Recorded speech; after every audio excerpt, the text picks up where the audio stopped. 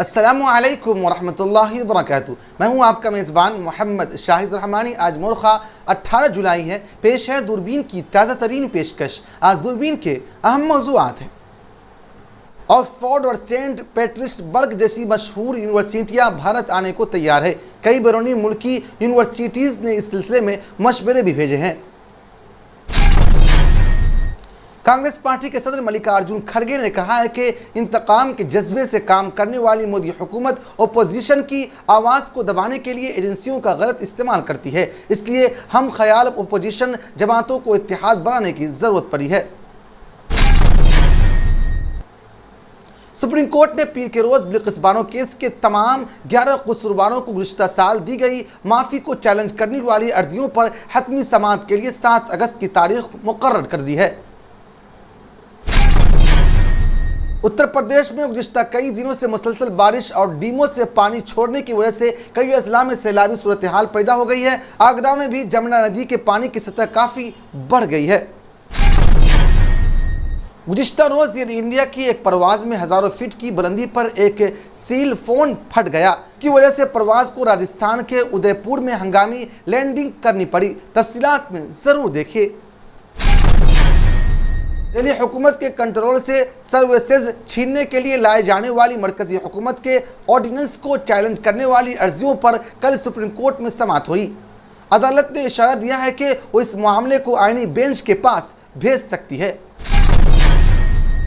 Iran ने हिजाब मुखालिफ मुजाहिरीन के बाद कई माह की मुल्कगीर गिरफ्तारियों के बाद मुल्क में हिजाब को लाजमी करार दे दिया है और हिजाब के निफाज पर अमल दरामद करने के लिए अखलाकी पुलिस ने दोबारा गश्त शुरू कर दिया है। सचिन की मोहब्बत में पाकिस्तान से भारत पहुंची सीमा हैदर को आज एटीएस ने गिरफ्तार कर लिया। सीमा हैदर को पाकिस्तानी शौहर चाहता है कि वो पाकिस्तान लौटे, लेकिन सीमा ने पाकिस्तान जाने से साफ इनकार कर दिया है। दूरबीन की तफसीलात में जानिए पूरा मामला। और आज की दूरबीन में देखिएगा भारत के जन्नत कहे जाने वाले कश्मीर की एक ऐसी दुल्हन की कहानी जिसने शादी करके पैसे और जेवर लूटने को अपना पेशा बना लिया। यूरोपीय यूनियन और ट्यूनिस के दरमियान गैरकानूनी मुहाजरत को रोकने का मुआहदा हो गया है। यूरोपीय यूनियन के रहनुमा ट्यूनिस के सदर कैस सईद के साथ एक ऐसे स्ट्रेटेजिक मुआहदे के ख्वाह थे जिससे यूरोप की जानिब हिजरत के बहाव को रोका जा सके। आप हमें यूट्यूब पर देखने के अलावा हमारे तमाम सोशल मीडिया पेजेस पर भी फॉलो कर सकते हैं। आप फिक्र नज़र उर्दू का प्रोग्राम दूरबीन देख रहे हैं। ऑक्सफोर्ड और सेंट पीटर्सबर्ग जैसी दुनिया की कई मशहूर यूनिवर्सिटीज़ बहुत जल्द हिंदुस्तान पहुंच सकती है। दरअसल अमेरिका और इंग्लैंड समेत मुख्तलिफ ममालिक के कई मशहूर यूनिवर्सिटियों ने हिंदुस्तान में अपना कैंप कायम करने से मुताल्लिक अपनी दिलचस्पी दिखाई है। इसके लिए उन यूनिवर्सिटीज़ ने GUC को कई मशवरे भेजे हैं। बैरून मुल्की यूनिवर्सिटीज़ ने अपने मशवरों में क्लस्टर कॉलेज बनाने का मशवरा भी दिया है। GUC का कहना है कि उन्हें अब तक 200 से ज़ायद हिंदुस्तानी और बैन अक़वामी स्टेक होल्डर से मशवरे मिले हैं, जिनमें बैरून मुल्की यूनिवर्सिटीज़ ने हिंदुस्तान में अपने कैंप्स कायम करने को लेकर मशवरे दिए हैं। उनमें ऑक्सफोर्ड यूनिवर्सिटी, ऑस्ट्रेलिया का Melbourne university, Queensland university, America का Texas university, Saint Petersburg university और इंस्टीट्यूटो मारागोनी शामिल है। जहां एक तरफ कई यूनिवर्सिटीज़ के जरिए मशवरे मौसूल हुए हैं, वहीं दूसरी तरफ ऑस्ट्रेलिया, अमेरिका, बरतानिया, कनाडा, इटली, फ्रांस और रूस के कई दीगर यूनिवर्सिटीज़ ने भी इस सिलसिले में तबादला ख्याल हो रहा है। दरअसल हुकूमत हिंद और UGC भी बैरून मुल्की यूनिवर्सिटीज़ के लिए गाइडलाइंस तैयार कर रहे हैं। उन गाइडलाइंस में दिए गए पैमानों की बुनियाद पर ही कोई बैरून मुल्की यूनिवर्सिटीज़ हिंदुस्तान में अपना कैंप्स कायम कर सकते हैं। UGC chairman professor M Jagdish Kumar ने बताया कि हिंदुस्तान में कैंप्स कायम करने का मंसूबा बना ही रही बैरून मुल्की यूनिवर्सिटीज़ के लिए ड्राफ्ट गाइडलाइंस को आखिरी शक्ल देने से पहले UGC बैरून मुल्की यूनिवर्सिटीज़ ने हासिल मशवरे पर भी गौर कर रहा है। UGC ने इस सिलसिले में जानकारी देते हुए बताया कि आलमी शोहरत याफ्ता ऑक्सफोर्ड यूनिवर्सिटी समेत बैरून मुल्की यूनिवर्सिटी हिंदुस्तान में अपना कैंप्स कायम करने में दिलचस्पी रखता है। बैरून मुल्की यूनिवर्सिटीज़ में से कई यूनिवर्सिटीज़ ने क्लस्टर कॉलेज शुरू करने का मशवरा दिया है। दरअसल क्लस्टर कॉलेज वो होते हैं जहां 2 या 2 से ज़ायद यूनिवर्सिटीज़ एक कैंप्स शुरू करने के लिए एक साथ आते हैं। यूजीसी चेयरमैन का कहना है कि बैरून मुल्क की यूनिवर्सिटीज़ के जरिए दिए गए क्लस्टर कॉलेज के मशवरे पर गौर किया जा रहा है। इस बात पर भी गौर हो रहा है कि क्लस्टर कॉलेज के लिए साथ आने वाली 2 यूनिवर्सिटीज़ में से कौन रजिस्ट्रेशन के लिए दरख्वास्त करेगी और कौन सी यूनिवर्सिटी डिग्री देगी। कांग्रेस पार्टी के सदर मल्लिकार्जुन खड़गे ने कहा है कि इंतकाम के जज्बे से काम करने वाली मोदी हुकूमत ओपोजिशन की आवाज़ को दबाने के लिए एजेंसियों का गलत इस्तेमाल करती है, इसलिए हम ख्याल ओपोजिशन जमातों को इत्तेहाद बनाने की ज़रूरत पड़ी है। पीर को एक जारी बयान में खड़गे ने यह भी कहा कि वज़ीर-ए-आज़म नरेंद्र मोदी कहते हैं कि वो अकेले ही पूरी ओपोजिशन पर भारी है, लेकिन अब शायद वो खुद को कमज़ोर महसूस कर रहे हैं, इसलिए आम इंतखाबात के पेश नज़र उन जमातों को साथ जोड़ने के लिए कोशिश में है जिनको गैर अहम समझकर किनारा कर दिया जाता है। कांग्रेस सदर ने वज़ीर-ए-आज़म पर तंज करते हुए कहा कि मोदी जी ने पार्लियामान में कहा था कि सबके लिए अकेला ही काफ़ी है, फिर उन्हें 29-30 पार्टियों की ज़रूरत क्यों पड़ी। हैरत की बात है कि भारतीय जनता पार्टी को अचानक नजरियाती तौर पर मुखालिफ जमातों का इत्तेहाद बनाने की ज़रूरत महसूस हुई है। खड़गे ने कहा कि तमाम हम ख्याल जमातें हुकूमत की इंतकामी सियासत के खिलाफ मुत्तहिद हैं और जमहूरियत को कुचलने के उन बुज़दिलाना हथखंडों से नहीं डरेंगी। हमारा जो इत्तेहाद है वो पार्लियामान में मिलकर काम करता है। खड़गे ने कहा है कि उनका मकसद सिर्फ और सिर्फ जमहूरियत को तबाह करने के लिए एजेंसियों का गलत इस्तेमाल करके ओपोजिशन को धमकाना है, लेकिन हम बहादुर हैं, उसकी साजिशों का डट कर मुकाबला करेंगे और आवाम की आवाज़ बुलंद करेंगे। उन्होंने तमिलनाडु के वज़ीर तालीम डॉक्टर के पोन मोदी के हाथे पर मारे गए छापों की भी मजम्मत की और कहा कि ओपोजिशन की अहम मीटिंग से ठीक पहले हम तमिलनाडु के वज़ीर तालीम डॉक्टर पोन मोदी के खिलाफ ईडी के छापे की मजम्मत करते हैं। मोदी हुकूमत की तरफ से ओपोजिशन को धमकाने और तकसीम करने की एक सोची समझी साजिश है। सुप्रीम कोर्ट ने पीर के रोज़ बिल्किस बानो केस के तमाम 11 कसूरवारों को गुज़िश्ता साल दी गई माफ़ी को चैलेंज करने वाली अर्जियों पर हतमी समाअत के लिए 7 अगस्त की तारीख मुकर्रर की है। जस्टिस BV नागारत्ना और अजल भोयान की बेंच ने कहा है कि हम समझते हैं कि इस मामले में दरखास्तें मुकम्मल हो चुकी है और तमाम जवाब दहिंदगान को तमाम मामलात में अखबारी इशातों या बराह रास्त नोटिस भेजे जा चुके हैं, इसलिए वो 7 अगस्त को हतमी समाअत के लिए मामले को मुकर्रर कर दिया है। वाज़ेह है कि बिल्किस बानो इज्तिमाई इस्मत दरी और उसके ख़ानदान के अफराद के कत्ल के मामले में तमाम 11 मुजरिमों को गुजरात हुकूमत ने माफ़ी दी थी और उन्हें गुज़िश्ता साल 15 अगस्त को रिहा भी कर दिया था, जिसके बाद बिल्किस बानो ने माफ़ी को चैलेंज करते हुए एक रिट पिटिशन सुप्रीम कोर्ट में दायर की है। माफ़ी के खिलाफ CPI रहनुमा सुभाषिनी अली, आज़ाद सहाफ़ी रुथी लावल, लखनऊ यूनिवर्सिटी के साबिक वाइस चांसलर रूपरेखा वर्मा समेत कई दीगर की जानिब से भी PLI दायर की गई है। तृणमूल कांग्रेस के रुकने पार्लियामान मेहवा मुतरा ने भी माफ़ी और रिहाई के खिलाफ एक PLI दायर की है। काबिल जिक्र है कि बिल्किस बानो की उम्र 21 साल थी। वो 5 माह की हामला थी जब गोधरा ट्रेन जलाने के वाक़े के बाद फूटने वाले फसादात के दौरान उनके साथ इज्तिमाई इस्मत दरी की गई और उसके 3 साला बेटी को उसकी आंखों के सामने मार दिया गया, जबकि ख़ानदान के 7 अफराद को भी हलाक कर दिया गया था।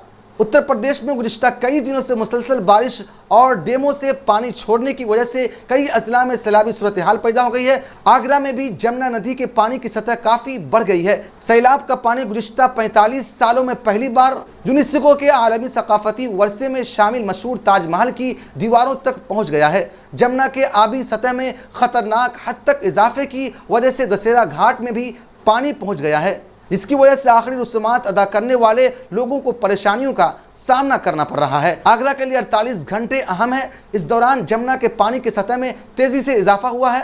जमुना के पानी की सतह 500 फीट तक पहुंच सकती है। जमुना नदी के पानी की सतह में मजीद इजाफा होने की सूरत में शहरी इलाके के तकरीबन 28 इलाके ऐसे हैं जो खतरे में पड़ सकते हैं, जिसमें कैलाश घाट से लेकर ताजमहल के सामने तक कई ऐसे इलाके हैं जहां पानी की सतह कुछ ज्यादा बढ़ गई है। पानी दाखिल हो जाएगा। यमुना के बढ़ते हुए पानी को देखते हुए इंतजामिया ने साहिली देहातों, बस्तियों और कॉलोनियों को खाली करने के लिए नोटिस चस्पा किए हैं ताकि सैलाबी पानी की वजह से कोई जानी नुकसान न हो। काबिल जिक्र है कि उत्तर प्रदेश के ज़िला आगरा में जमुना नदी की आबी सतह में हर घंटा 10 सेंटीमीटर पानी का इजाफा हो रहा है।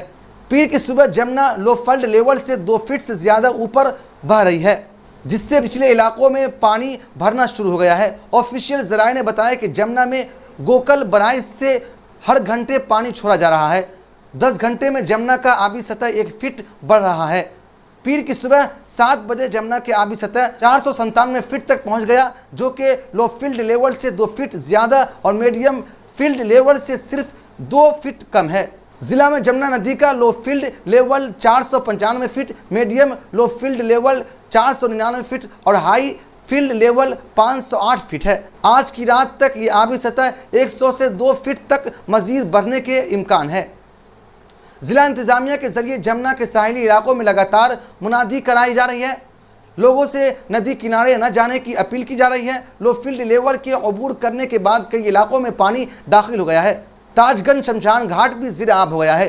ताजमहल के पीछे बने गार्डन भी जमुना नदी का पानी से भर गया है। इंतजामिया की जानिब से जमुना के सभी घाटों पर बैरिकेडिंग करा दी गई है। आबी सतह में मजीद इजाफा होने पर सबसे पहले उन इलाकों में पानी दाखिल होगा। महकमा सिंचाई उन इलाकों की फहरिस्त जारी करते हुए लोगों से अलर्ट रहने को कहा है।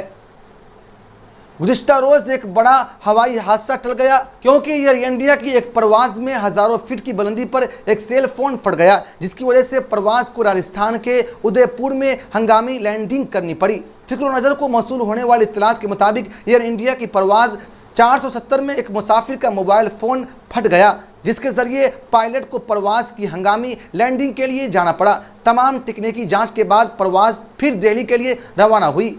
इस फ्लाइट ने दोपहर 1 बजे उदयपुर से दिल्ली के लिए उड़ान भरी थी। परवाज़ के उड़ान भरने के कुछ ही देर बाद मुसाफिर के मोबाइल फ़ोन की बैटरी फट गई।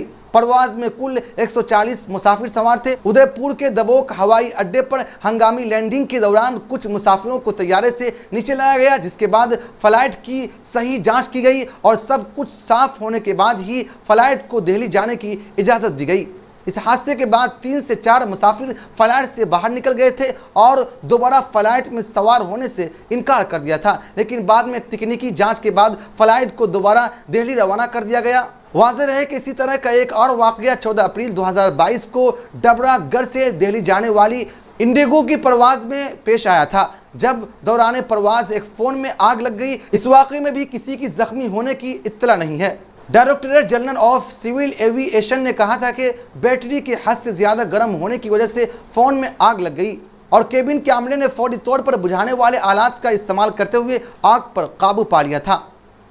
दिल्ली हुकूमत के कंट्रोल से सर्विसेज छीनने के लिए लाए जाने वाले मरकजी हुकूमत के ऑर्डिनेंस को चैलेंज करने वाली अर्जी पर कल सुप्रीम कोर्ट में समाअत हुई। अदालत ने इशारा दिया है कि वो इस मामले को आईनी बेंच के पास भेज सकती है। सुप्रीम कोर्ट ने अब इस मामले में समाअत के लिए 20 जुलाई की तारीख मुकर्रर की है। कल हुई समाअत के दौरान chief justice of India DY Chandrachud ने कहा कि हम सर्विसेज को दिल्ली हुकूमत के कंट्रोल से बाहर करने वाली ऑर्डिनेंस को आईनी बेंच के सुपुर्द करना चाहते हैं। उन्होंने कहा कि अब तक सिर्फ 3 सब्जेक्ट दिल्ली हुकूमत के दायरे से बाहर थे। ये देखने की ज़रूरत है कि क्या इस तरह कोई नया सब्जेक्ट इस फहरिस्त में जोड़ा जा सकता है। इस पर दिल्ली हुकूमत के वकील ने कहा है कि मुझे नहीं लगता है कि मामला आईनी बेंच को भेजने की ज़रूरत है। उन्होंने कहा है कि जुमेरात 20 जुलाई को मैं अपनी बात रखूँगा। काबिल ज़िक्र है कि दिल्ली की आम आदमी पार्टी की हुकूमत ने नौकरशाहों पर कंट्रोल से मुताल्लिक़ कौमी राजधानी इलाका दिल्ली हुकूमत तरमीमी ऑर्डिनेंस 2023 के आईनी जवाज़ को चैलेंज पेश करते हुए अर्जी लगाई है। अर्जी में दिल्ली हुकूमत के इत्तेफाक के बगैर DERC चीफ के तकर्री के लेफ्टिनेंट गवर्नर के फैसले को भी चैलेंज पेश किया गया है। अदालत में समाअत के दौरान सॉलिसिटर जनरल ने कहा है कि उसके बाद ऑर्डिनेंस पर भी समाअत है। ये मामला भी इससे जुड़ा है। 20 जुलाई से शुरू हो रहे पार्लिमानी इजलास में दिल्ली से जुड़े मरकज़ के नए ऑर्डिनेंस को बिल की शक्ल में पेश किया जाएगा। पार्लिमान से पास कराने की कोशिश की जाएगी, तब तक इंतज़ार करना बेहतर होगा। बहरहाल सुप्रीम कोर्ट ने इस मामले की समाअत 20 जुलाई तक के लिए मुलतवी कर दी है। ईरान ने हिजाब मुखालिफ मुजाहिरों के बाद कई माह के मुल्कगीर गिरफ्तारियों के बाद मुल्क में हिजाब को लाजमी करार दे दिया है और हिजाब के नफाज पर अमल दरामद कराने के लिए अखलाकी पुलिस दोबारा गश्त शुरू कर दिया है। अल जज़ीरा की रिपोर्ट के मुताबिक ईरानी कानून नाफिज करने वाले फोर्सेस के तर्जमान सईद ने इतवार के रोज़ तस्दीक की है कि इस सिलसिले में अखलाकी पुलिस की गश्त जारी है। अल जज़ीरा ने सईद के हवाले से कहा है कि मोरलिटी पुलिस पहले वार्निंग जारी करेगी और फिर लोगों को नए उसूलों के बारे में आगाह करेगी। उन्होंने मजीद कहा कि पुलिस हर किसी से मंजूर शुदा ड्रेस कोड के मुताबिक अमल करने की तवक्को रखती है। अफसरान को खवातीन और बाज़ औकात मर्दों को अपने लिबास को दुरुस्त करने के ताल्लुक से खबरदार करने का काम भी सौंपा गया है। इसमें खवातीन को सर पर इस्काम पहनना होगा। वहीं नए ऑर्डर तक खवातीन के कपड़ों में काफ़ी तब्दीली भी हो सकती है। अल जजीरा रिपोर्ट के मुताबिक कवानीन के खिलाफ वर्जी करने वाली खवातीन को गिरफ्तार भी किया जा सकता है। काबिल जिक्र है कि पेशरफ्त 22 साला महसा अमीनी की पुलिस हिरासत में मौत के 10 माह बाद हुई है, जिसे ड्रेस कोड के मुबैना खिलाफ वर्जी के इल्ज़ाम में हिरासत में लिया गया था। महसा अमीनी की मौत के बाद मुल्क भर में ज़बरदस्त एहतजाजी मुजाहरे हुए जो महीनों तक जारी रहा। पुलिस के क्रैकडाउन के बाद एहतजाज इस साल के शुरू में ख़त्म हो गया था। मीडिया रिपोर्ट्स के मुताबिक इस दौरान 500 से ज़्यादा मुजाहिरीन हलाक और 20,000 के करीब मुजाहिरीन को हिरासत में लिया गया था। हिजाब मुखालिफ मुजाहिरीन के बाद ईरानी हुक्काम हिजाब के लाज़मी क़वानीन को नाफिज करने के मुतालिक से नरमी रवैया इख्तियार किए हुए था। जो कवानीन मुल्क के 1979 के इस्लामी इनकलाब के फ़ौरन बाद नाफिज किए गए थे, ताहम ये नुक्ता नज़रिया अब आहिस्ता आहिस्ता तब्दील होता दिखाई दे रहा है। पिछले कुछ महीनों के दौरान पुलिस हिजाब के खिलाफ वर्जी करने वालों की शनाख्त के लिए निगरानी के लिए कैमरों का भी इस्तेमाल कर रही है और कानून के खिलाफ वर्जी करने वालों को वार्निंग दी जाएगी, जुर्माना आयद किया जाएगा और उन्हें अदालत में पेश किया जाएगा। जो लोग अपनी गाड़ियों में ड्रेस कोड के खिलाफ वर्जी करते हुए पकड़ाए गए तो उनके गाड़ी भी जब्त किए जा सकते हैं। सचिन की मोहब्बत में पाकिस्तान से हिंदुस्तान पहुंची सीमा हैदर उन दिनों सुर्खियों में है। सीमा हैदर का पाकिस्तान शौहर चाहता है कि वो पाकिस्तान लौटे, लेकिन सीमा ने पाकिस्तान जाने से साफ इनकार कर दिया है और कहा है कि वो अपने बच्चों के साथ हिंदुस्तान में ही सचिन के साथ रहना चाहती हैं। सीमा और सचिन की शादी भी हो चुकी है, लेकिन इस दरमियान सीमा मुश्किल में फंसी हुई दिखाई दे रही है। दरअसल सीमा हैदर पर पाकिस्तानी जासूसी होने का इल्ज़ाम लग रहा है। ताज़ा तरीन खबरों के मुताबिक उत्तर प्रदेश ATS की टीम ने सीमा हैदर को हिरासत में ले लिया है, यानी वो एक बार फिर सचिन से जुदा हो गई है। Hindi news portal ABP live पर शाये एक रिपोर्ट के मुताबिक उत्तर प्रदेश ATS सीमा हैदर को हिरासत में लेकर एक खुफिया मकाम पर ले गई है, जहां उससे पूछताछ की जा रही है। सीमा हैदर शुरू से ही ATS के रडार पर थी। वो नेपाल के रास्ते अपने आशिक सचिन से मिलने हिंदुस्तान पहुंची थी, इसके बाद खूब हंगामा हुआ था। अब ATS की टीम व्हाट्सएप चैट और मिले सबूतों की बुनियाद पर आगे की पूछताछ करेगी। मौसूला इत्तलात के मुताबिक सीमा के शनाख्ती कार्ड हाई कमिश्नर को भेजे गए हैं। पता चला है कि सीमा के चचा पाकिस्तानी फौज में सूबेदार और सीमा का भाई पाकिस्तानी फौजी है। सीमा से अभी हिंदुस्तान की सिक्योरिटी एजेंसियां पूछताछ करेंगी और उसके हिंदुस्तान आने का मकसद भी पता लगाने की कोशिश की जाएगी। दास्ताने इश्क से लेकर हिंदुस्तान पहुंचने तक की सभी पहलुओं पर सीमा से पूछताछ हो रही है। यूपी पुलिस के एक बड़े अफसर ने कहा है कि सीमा एक पाकिस्तानी शहरी है और उसके आने में बहुत सारे पेच हैं, ऐसे में उससे पूछताछ लाजमी है, इसलिए मुल्क की सिक्योरिटी में लगी ऐसी सभी एजेंसियां उससे पूछताछ करेगी। वाज़ेह रहे कि सीमा हैदर और सचिन मीना 2019 में PUBG खेलने के दौरान एक दूसरे के राब्ते में आए और फिर उनका दास्ताने इश्क शुरू हुआ। उसके बाद फिर 13 मई 2023 को सीमा हैदर नेपाल के रास्ते हिंदुस्तान पहुंच गई। यूपी पुलिस के मुताबिक सीमा और सचिन ग्रेटर नोएडा के रिबुपुरा इलाके में रहते हैं, जहां सचिन किराने की दुकान चलाता है। पुलिस ने सीमा को बगैर वीज़ा नेपाल के रास्ते अपने 4 बच्चों के साथ नाजायज़ तरीके से हिंदुस्तान में घुसने पर 4 जुलाई को गिरफ्तार कर लिया था। उसके साथ ही सचिन को उससे पनाह देने के इल्ज़ाम में जेल भेज दिया गया था। हालांकि बाद में उन दोनों को छोड़ दिया गया था, लेकिन एक बार फिर उत्तर प्रदेश ATS ने सीमा को हिरासत में ले लिया है। इंडिया के ज़ेर इंतज़ाम कश्मीर के बडगाम ज़िला दानास गांव के रहने वाले सनाउल्ला गुंगाई ने राजौरी ज़िला के एक खातून से शादी की तो कुछ अरसे बाद वो रिवायत के मुताबिक अपने मैके चली गई। कई रोज़ तक वो वापस नहीं लौटी तो सनाउल्ला ने पता लगाना शुरू किया। तब उन्हें मालूम हुआ कि उनकी बीवी पहले खाविन से तलाकशुदा है और 2 बच्चों की माँ है। उनके अलावा किसी और के साथ भी शादी कर चुकी है। उन्हें यह भी मालूम हुआ कि निकाह के दस्तावेज पर उनका जो नाम दर्ज है उनका असली नाम नहीं है। ज़िला बडगाम में एक इलाके खान साहब की कई बस्तियों से 3 ऐसे शहरी हैं जिन्होंने मज़कूर खातून के खिलाफ पुलिस में शिकायत दर्ज की थी। ज़िला पुलिस के सरबराह ताहिर गिलानी ने BCC को बताया कि पहली बार जब एक शख्स ने अदालत से रुजू किया तो पुलिस ने मुकदमा दर्ज कर लिया, लेकिन खातून ने पेशगी ज़मानत करवाई और रिहा हो गई। बाद में मजीद 2 शिकायत पर तफ्तीश के दौरान पुलिस ने उन्हें गिरफ्तार कर लिया। इस मामले पर तहकीकात की जा रही है। ताहम खातून की जानिब से उन इल्ज़ामात की तरदीद की गई है। उन्होंने गिरफ्तारी से 1 रोज़ कबल जम्मू में नामा निगारों को बताया कि मेरी शादी हुई थी, लेकिन मैं बात नहीं बनी तो तलाक हो गई। फिर मैंने दूसरी शादी कश्मीर में की। अगर तीसरी शादी साबित हो गई तो मुझे फांसी दी जाए। ताहम पुलिस ने उन्हें जालसाजी के जुर्म में गिरफ्तार कर लिया है। 40 साल सनाउल्लाह पेशा से मजदूर हैं। गुर्बत और दीगर वजूहात की बिना पर उनकी शादी में ताख़िर हुई तो उनकी मुलाकात एक ऐसे मकामी शहरी अब्दुल हमीद से हुई। वो बताते हैं कि उसने मुझे कुछ तस्वीरें दिखाई और कहा कि राजौरी में एक लड़की है। राजौरी पहुंचकर मेरी मुलाकात जावेद बकरवाल से हुई, लेकिन जब मैं लड़की के घर पहुंचा तो ये वो लड़की नहीं थी जिसकी तस्वीर दिखाई गई थी। वाज़ेह है कि कश्मीर से राजौरी का सफ़र तवील और दुश्वार गुजार है। राजौरी दरअसल जम्मू सूबा का मुस्लिम अक्सरियती ज़िला है जो लाइन ऑफ कंट्रोल के करीब वाक़ है। सनाउल्लाह कहते हैं कि हम चंद लोग ही बारात लेकर राजौरी गए थे, जिसके लिए ट्रांसपोर्ट पर 20,000 रुपये खर्च हुए। 4 लाख के जेवर थे और 24,000 का फ़ोन भी गिफ्ट किया। घर पर छोटी सी दावत भी रखी जिस पर 35,000 रुपये खर्च हुए। मैं तो बर्बाद हो गया। सनाउल्लाह कहते हैं कि मैं अपनी शादी के लिए कई सालों से पैसे जोड़ रहे थे। वो दिन भर मजदूरी करता और रात को खेतों या कारखानों की रखवाली करता। उनको हैरत है कि पड़ोसियों और रिश्तेदारों ने 32,000 की नकदी और जो तोहफे दिए गए उन्हें भी उड़ा ले गए। यहाँ कोई भी मजदूर को लड़की नहीं देता। जब सरकारी मुलाजिम या बड़ा कारोबारी ढूंढते हैं, इसी वजह हमारी ज़ात है। लोग कितने ही गरीब क्यों न हो, छोटी ज़ात वालों को अपनी लड़की नहीं देंगे। मेलूनी रूटे और फॉन डियर लाइन ने जून में सदर कैस सईद से मुलाकात की थी और माशी तौर पर परेशान हाल मुल्क को 967.8 मिलियन यूरो बतौर माली इमदाद देने का वादा किया था। फॉल डियर लैंड ने उस वक्त ये भी कहा था कि यूरोपीय कमीशन सन 2023 में गैर कानूनी नकल मकानी को रोकने के लिए मज़ीद 105 मिलियन यूरो फराहम करने के लिए पुरअज़्म है, जो कि गुज़िश्ता 2 सालों में यूरोपीय यूनियन की जानिब से ट्यूनिस को दी गई रकम से तकरीबन 3 गुना ज़्यादा है।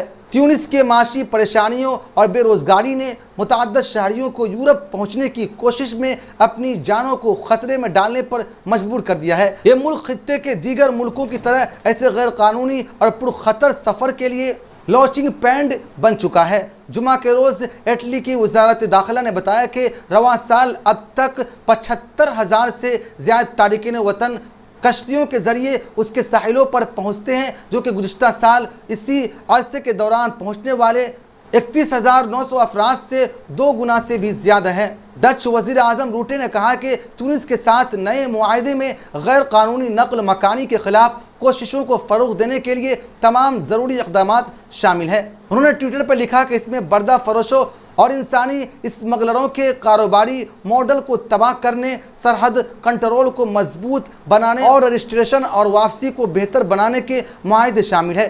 फ़िक्र नज़र के ख़ास बुलेटिन दूरबीन की गुज़िश्ता पेशकश में नसीम अहमद नदमी, जुनैद अहमद, फजल रहमानी, आसिफ रहमानी वगैरह साहिबान ने अपना कीमती तबसरा करके हमारी हौसला अफजाई की है। हम अपने तमाम नाजरीन का शुक्रिया अदा करते हैं। आप मुझसे और हमारे तमाम साथियों से ट्विटर पर भी रब्ता कर सकते हैं। हमारा ट्विटर हैंडल है @फ़िक्रो नज़र।